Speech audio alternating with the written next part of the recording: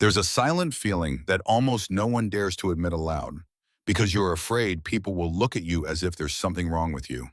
It's the moment you get that message.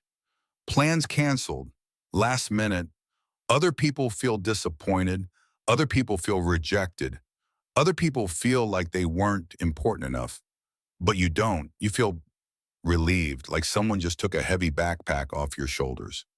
A pressure you didn't even realize you were carrying disappears. You don't have to explain yourself. You don't have to get ready. You don't have to perform. You look around your room. Everything is still there.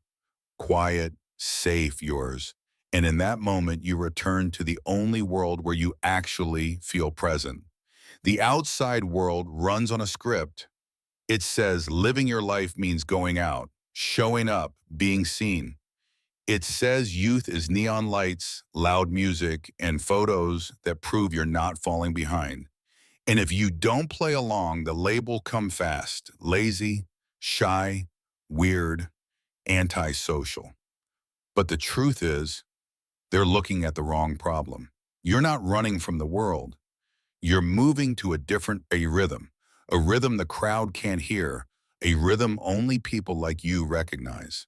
To understand why socializing drains you while others call it fun, we have to move past surface labels like personality. This isn't about attitude, it's about hardware. Imagine the human brain as an engine. Extroverts run on a low idle. When they're alone, the engine almost shuts down. They feel restless, empty, uncomfortable. To feel normal, they have to hit the gas. They need noise, movement, people, external stimulation to wake their nervous system up. But you're different. Your engine is always running. Even sitting alone in a quiet room, there's constant activity inside you. You're thinking, connecting ideas, replaying conversations, observing yourself. Your baseline stimulation is already high. So when you walk into a loud environment, you're not getting energized. You're overloaded. Your brain doesn't have an off switch for incoming data. Every sound, every glance, every subtle shift in tone gets processed. All of it costs energy. That's why casual conversations exhaust you. That's why you need time alone to reset. You're not weak. Your nervous system is just doing more work than average. Going home isn't escape.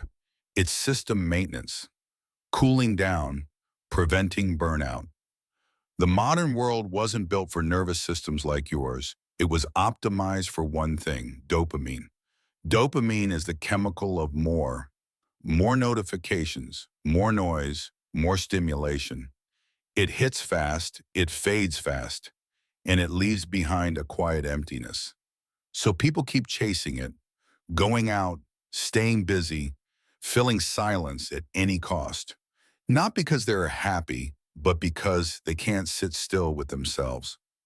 Your brain, however, responds to a different pathway, a quieter one, a deeper one: acetylcholine, the chemical of sustained focus, learning, calm satisfaction. That's why you can lose hours working on something alone. That's why finishing something privately feels better than public applause. You don't chase stimulation because your inner world already has weight. While the crowd gets drunk on dopamine, you stay clear in depth. And history belongs to people who stay clear. Big ideas aren't born in loud rooms. They're born behind closed doors, in long stretches of solitude, in nights so quiet you can hear your own thoughts. But biology isn't the full story. There's another reason you crave being home: control. Outside, you hand control to the world. Noise, lighting, temperature, people. You're constantly adapting, wearing masks, adjusting yourself to fit. At home, the equation flips. The environment adapts to you. You choose the light, you choose the sound, you choose the pace, and most importantly, you exist without being watched. Home isn't where you shrink. Home is where you expand. It's where your nervous system finally drops out of survival mode, where you're not defending yourself. But this is where honesty matters. Not all staying home is the same. There's a thin line between solitude and stagnation, between recovery and avoidance. There are two kinds of people who stay in. One chooses it to recharge, to build, to prepare. Absence is strategy. The other stays in because of fear, fear of judgment, fear of failure, fear of not being enough. The outside may be loud, but inside it's chaos. That's not ghost mode, that's zombie mode. The difference isn't the door, it's the reason. Ask yourself without lying, am I staying in because I'm growing or because I'm shrinking? Real peace isn't never going outside. It's being able to and not being pulled by it. Ghost mode isn't hiding, it's deliberate withdrawal, turning down the noise to hear yourself, stepping back to see clearly, not reacting immediately so you can move ahead. FOMO says if you're not there, you're missing everything. That's a lie designed carefully. Every time you say no, you buy time back. And time, used correctly, becomes leverage. Successful people aren't louder. They're more disciplined with their energy. They don't prove they're alive. They build lives that feel different. While others chase moments, you build systems. While others seek validation, you stack capability. And it all happens quietly. If you've made it this far, you already know which group you're in. You're not broken, you're just not built for the crowd.